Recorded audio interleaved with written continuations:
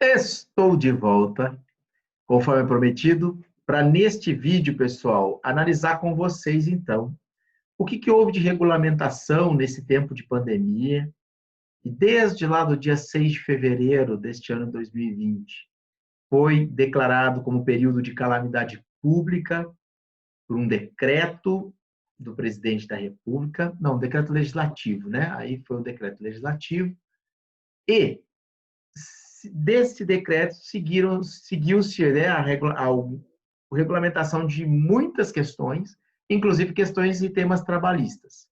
Inicialmente pela medida provisória 927, esta não foi convertida em lei, caducou e não está mais gerando efeitos, não está mais em vigor. Depois da 927, algumas medidas, até que chegou na 936, que foi convertida em lei.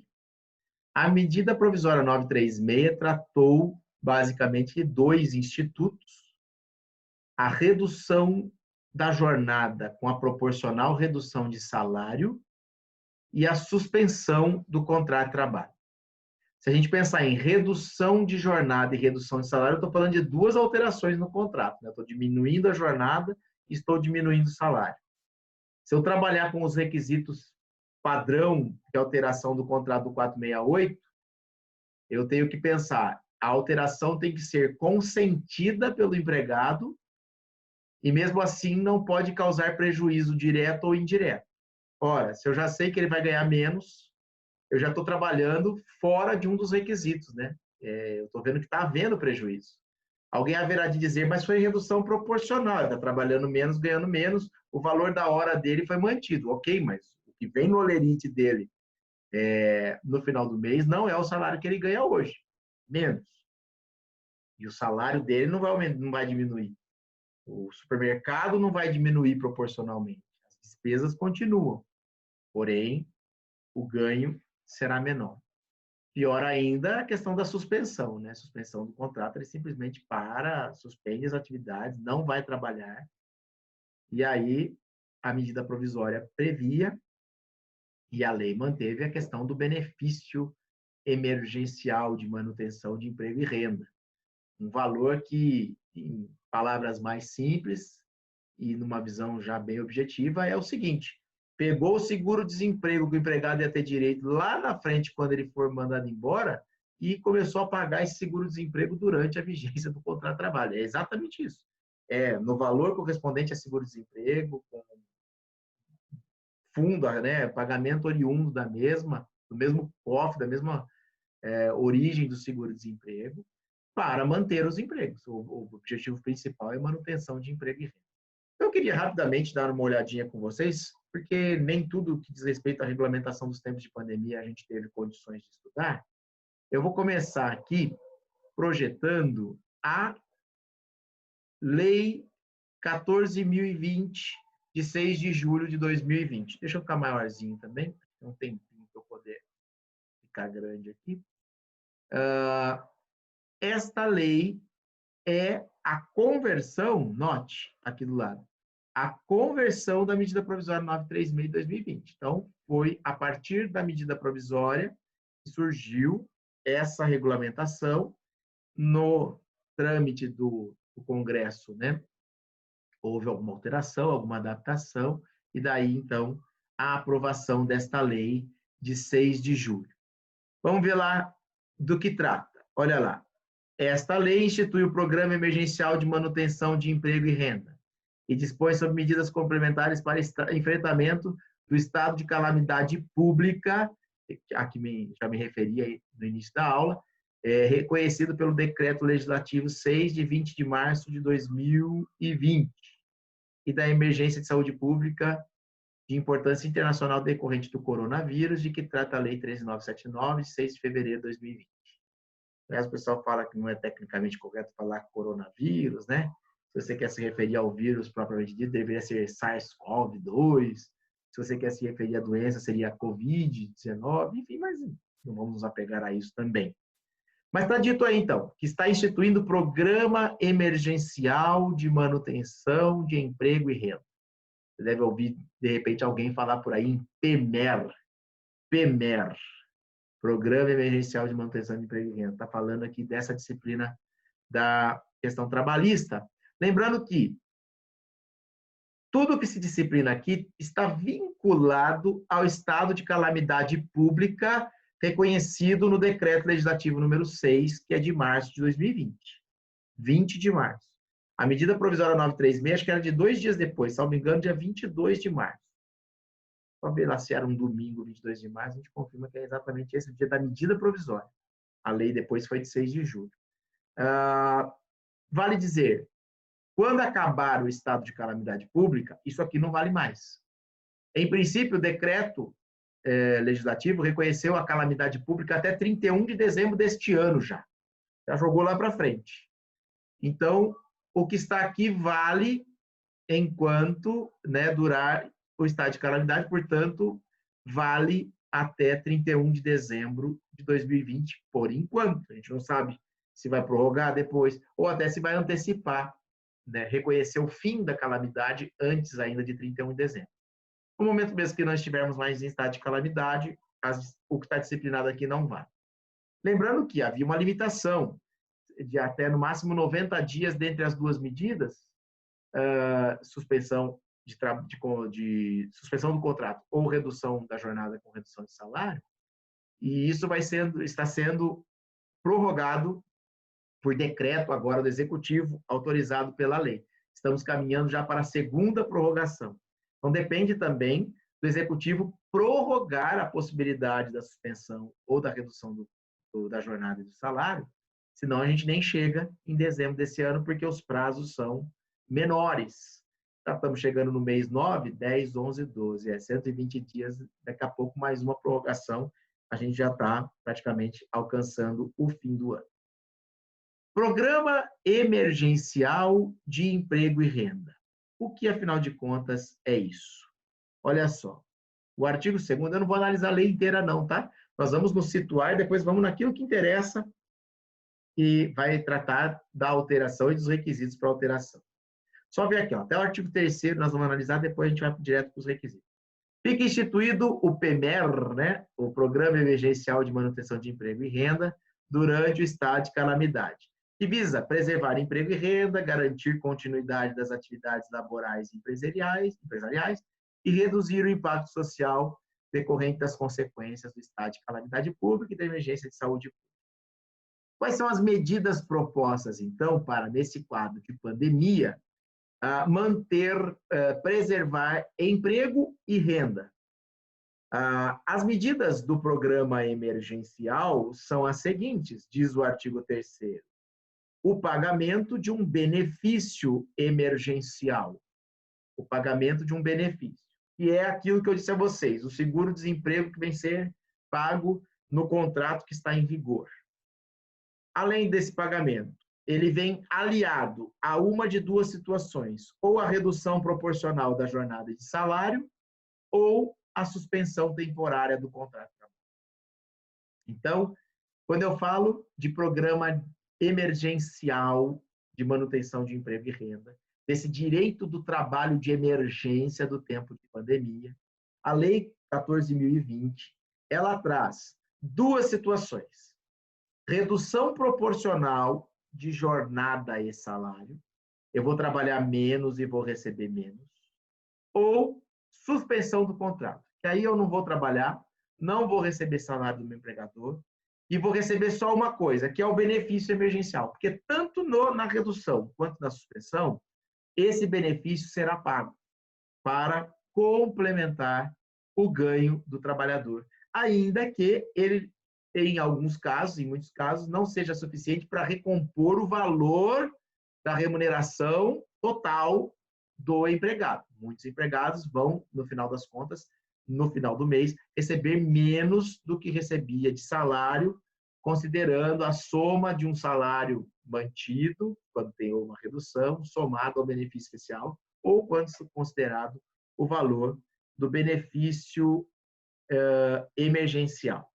Ok, vimos aqui o que é basicamente o desenho desse programa emergencial de manutenção de emprego e renda.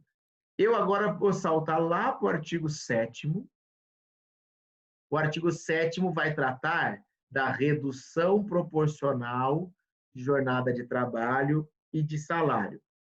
E ele diz assim, olha, durante o estado de calamidade pública, vamos ver aqui, durante o estado de calamidade pública, a que se refere o artigo 1º, o empregador poderá acordar a redução proporcional de jornada de trabalho e de salário dos seus empregados, de forma setorial, departamental, parcial ou na totalidade dos postos de trabalho por até 90 dias, prorrogáveis por prazo determinado em ato do Poder Executivo, que são esses decretos que agora estão sendo editados por autorização da própria lei.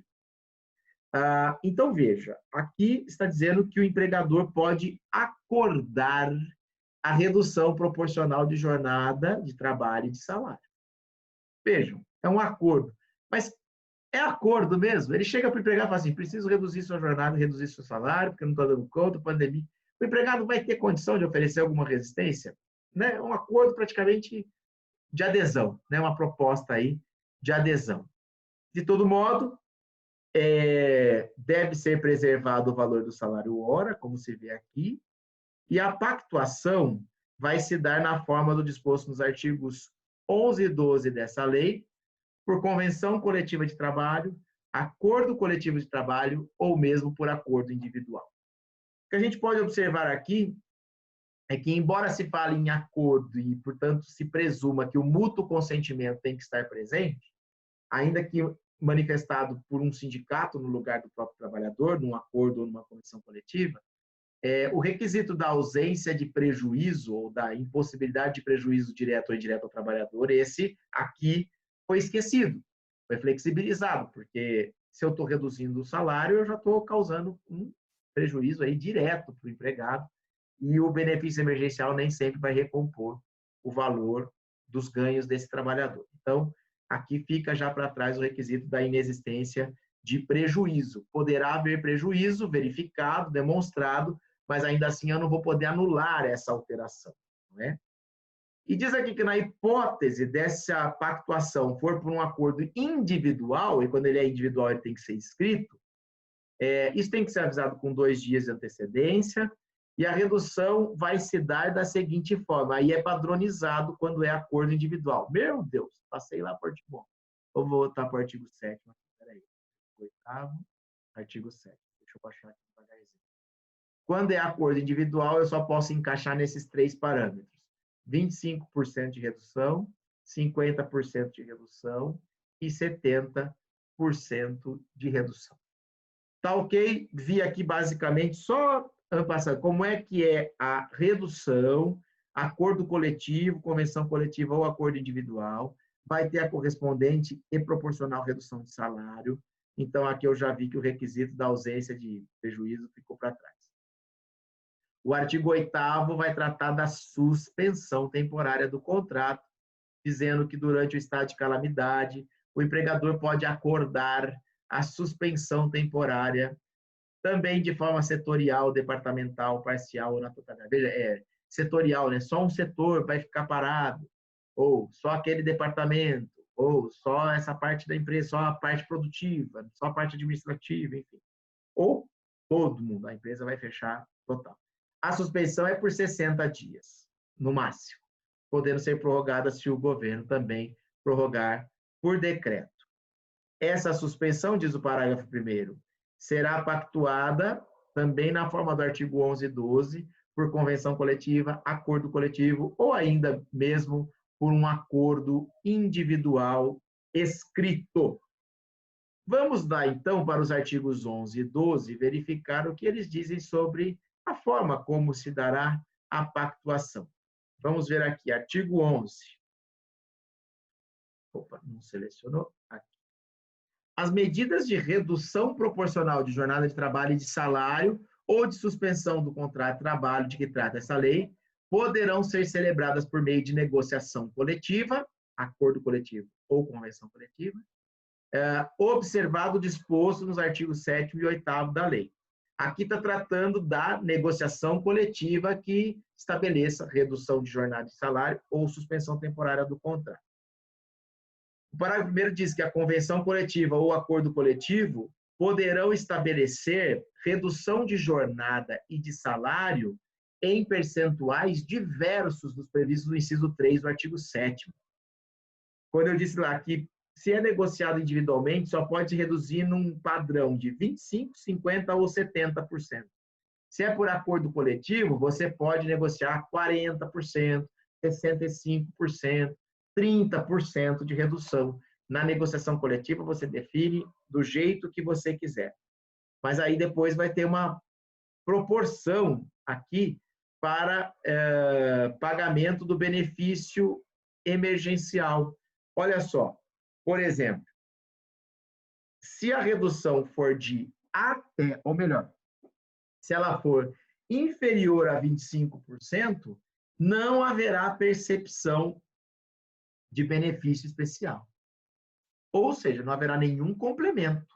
Você reduz em 20% a sua jornada, pode reduzir em 20% o salário e não haverá complemento por parte de benefício emergencial. Vejam que esse é o benefício emergencial, que não é aquele dos R$600 lá de quem é desempregado, mas aquele acho que é especial, né? Enfim, o BPER, que é o benefício emergencial de preservação de emprego e renda, é para essa situação de redução ou suspensão do contrato. Note aqui o prejuízo manifesto, né, do trabalhador e a alteração sendo lista. Esse era o objetivo da minha análise aqui, para comparar com os requisitos do 468, que aqui foram absolutamente flexibilizados nesse momento extraordinário de pandemia. Pois bem, seguindo aqui para o artigo 12, ele diz assim: as medidas de que trata o artigo 3º, redução de jornada e redução de salário ou suspensão do contrato, também poderão ser implementadas por meio de acordo individual escrito. Acordo individual escrito. Em que circunstâncias será válido o acordo individual para essas alterações? Para aqueles que têm salário de até 2.090, quando o empregador teve uma receita bruta no ano de 2019 de superior a R$4.800.000. Quem ganha até 2.090 e o faturamento da empresa no ano passado foi de 4, né, a receita bruta, 4.800.000, poderá negociar individualmente. Ou ainda, quem ganhar um pouquinho mais, até 3.135, ou melhor, é isso, até 3.000, quando a empresa teve a receita bruta igual ou inferior a 4.800.000. Uma faixa tão, né, não sei exatamente porque o legislador chegou nessa conta, uma diferença aí de R$1.000, pouco mais de R$1.000, muda aí a possibilidade ou requisito, né, da empresa com receita superior a 4.800, só pode negociar individualmente com quem ganha até 2.090. As outras empresas, com receita igual ou inferior a 4.800, só vão negociar individualmente com quem ganhar até 3.135. E aí, olha só, também vai poder negociar individualmente com os portadores de diploma de nível superior e que percebam salário mensal igual ou superior a 2 vezes o limite máximo dos benefícios do regime geral de previdência social. Lembra quem que é esse daí?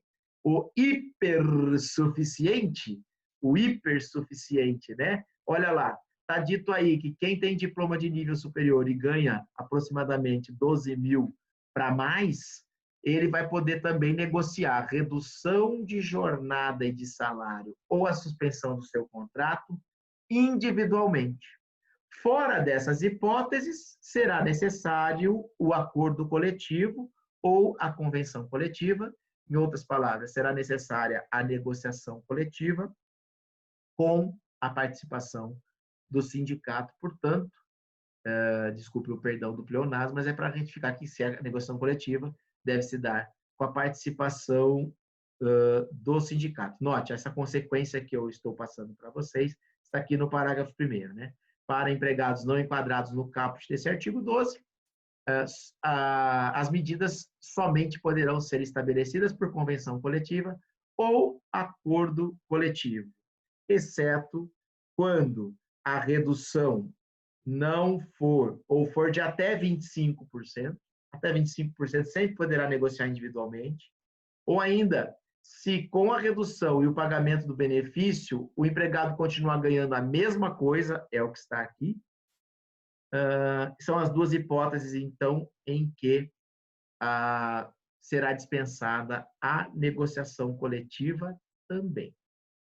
É basicamente isso que eu queria analisar com vocês. Só verificar, então, que eu não posso trazer o 468 nu e cru para disciplinar as alterações promovidas em tempo de pandemia, porque a lei está prevendo possibilidade, medidas para a preservação do emprego e da renda, partindo de um pressuposto distinto, principalmente esquecendo da ausência de prejuízo pelo empregado.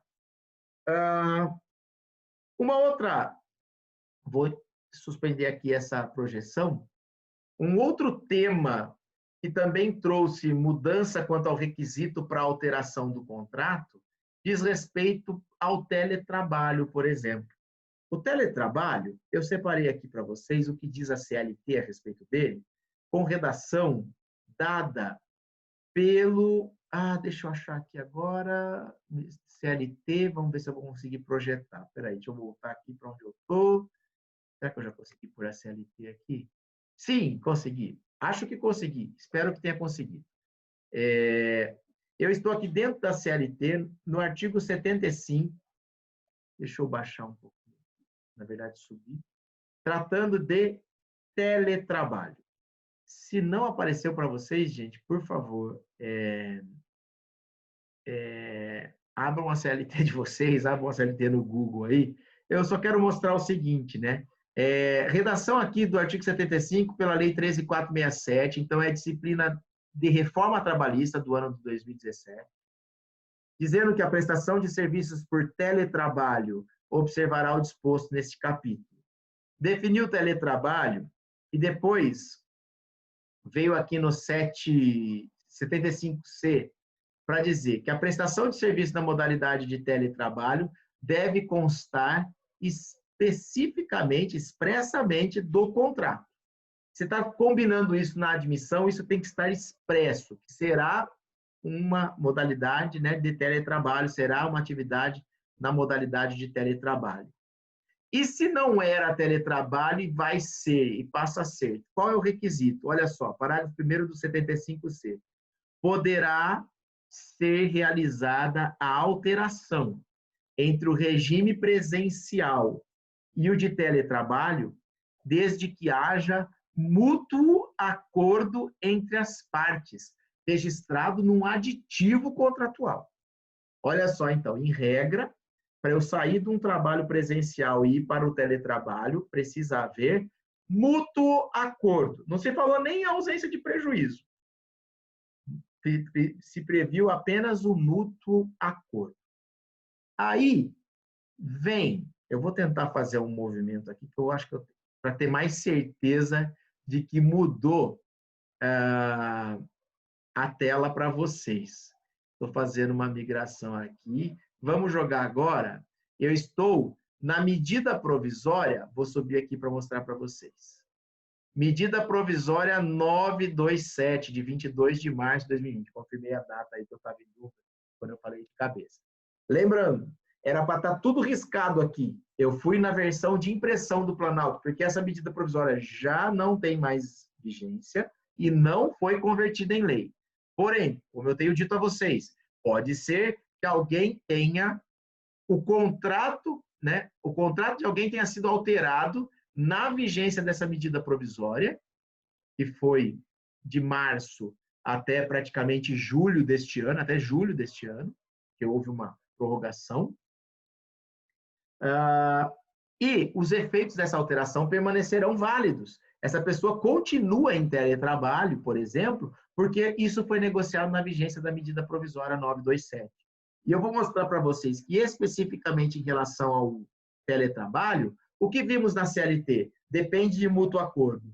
Veio a pandemia, veio sem avisar, e o empregador falou, não posso manter minha empresa aberta, não pode aglomerar, não pode fazer nada, eu tenho que fechar minha empresa. O que eu faço com o meu trabalhador? Faz o seguinte, começa a trabalhar da sua casa. Quantos de nós não passamos por essa situação, né?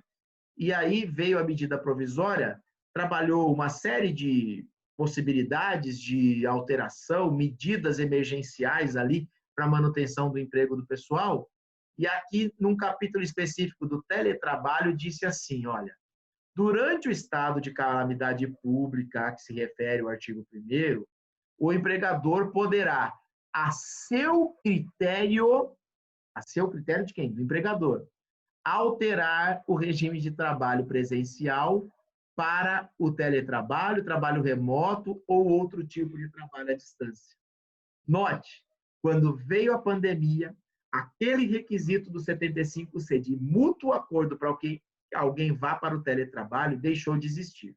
Durante a calamidade pública e enquanto vigorou a medida provisória 927, que não está em vigor mais, foi válido ou foi válida a alteração em que o empregador unilateralmente definiu que o seu empregado deveria ir para regime de teletrabalho, trabalho remoto, ou seja, trabalhar em sua própria residência.